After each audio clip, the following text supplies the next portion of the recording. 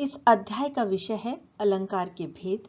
इस विषय के अंतर्गत आज हम चर्चा करेंगे कि यमक अलंकार किसे कहते हैं और इसकी पहचान किस प्रकार की जाती है। यमक अलंकार जिस वाक्य में एक ही शब्द की बार बार पुनरावृत्ति होती है, यानी किसी वाक्य में एक ही शब्द दो या दो से अधिक बार प्रयुक्त होता है लेकिन उसके अर्थ अलग अलग होते हैं, तो वहां यमक अलंकार होता है। इसे उदाहरणों के माध्यम से समझते हैं।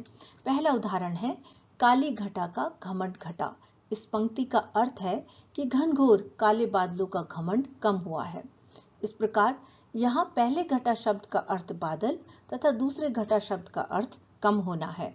अगला उदाहरण देखते हैं कनक कनक ते 100 गुनी मादकता अधिक आए। इस पंक्ति का अर्थ है कि सोना और धतूरे का नशा 100 गुना अधिक होता है।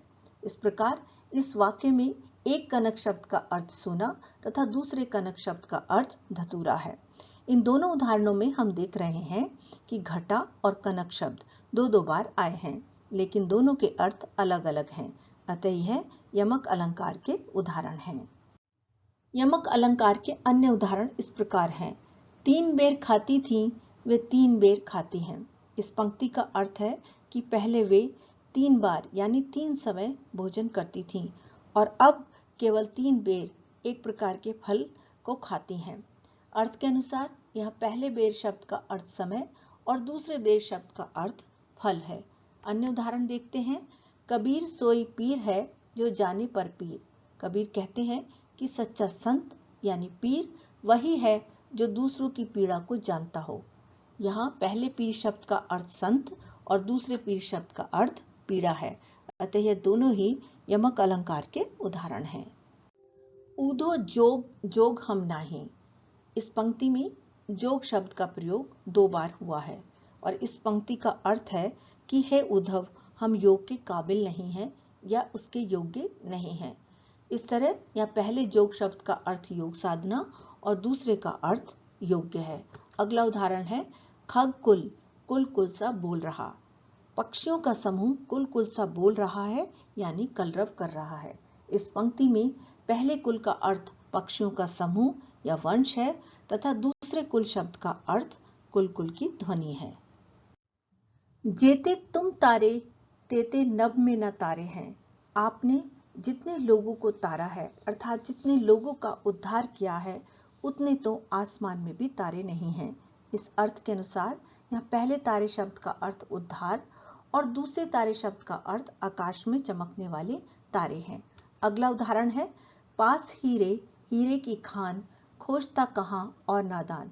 हे मनुष्य, तेरे पास ही हीरे की खान है और तू नादान उसे कहाँ खोजता फिर रहा है। यहाँ पहले हीरे शब्द का अर्थ होना और दूसरे हीरे शब्द का अर्थ आभूषण है। अगला उदाहरण है जगती जगती की मूक प्यास, अर्थात धरती की प्यास जग जाती है। यहाँ पहले जगती शब्द का अर्थ जाग जाना और दूसरे जगती का अर्थ धरती या सृष्टि है। इन तीनों उदाहरणों में तारे, हीरे और जगती शब्दों की पुनरावृत्ति हुई है, पर इनके अर्थ अलग अलग हैं। अतः ये सभी वाक्य यमक अलंकार के उदाहरण हैं। तू मोहन के उर्वशी है उर्वशी के समान।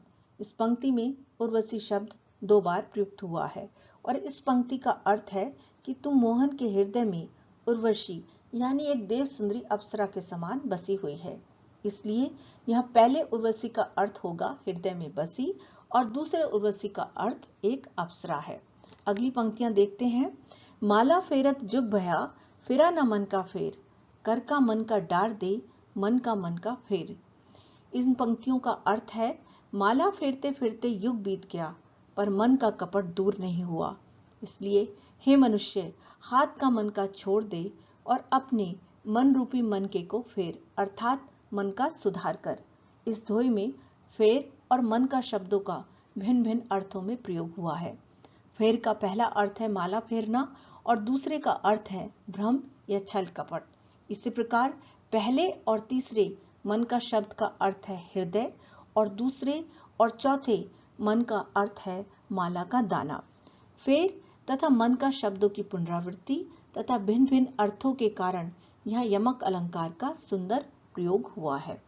इस प्रकार हमने सीखा कि यमक अलंकार किसे कहते हैं और उदाहरणों के माध्यम से ये जाना कि इसकी पहचान किस प्रकार से की जाती है। अगली वीडियो में हम श्लेष अलंकार पर चर्चा करेंगे। धन्यवाद। यदि आपको ये वीडियो पसंद आई हो तो चैनल को सब्सक्राइब करें, लाइक करें, मित्रों के साथ शेयर करें और बेल आइकन को प्रेस करना ना भूलें ताकि आपको मेरी नई वीडियो की नोटिफिकेशन मिलती रहे। धन्यवाद।